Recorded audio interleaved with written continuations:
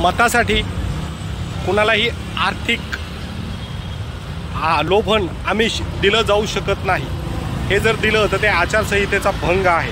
पहा, मी आपल्याला नरेंद्र मोदींची एक नवीन जाहिरात दाखवतो। इथे लिहिलं आहे 3 कोटी महिलांना लखपती दीदी बनवणार। कुणालाही लखपती बनवण्याचा अधिकार यांना नाही।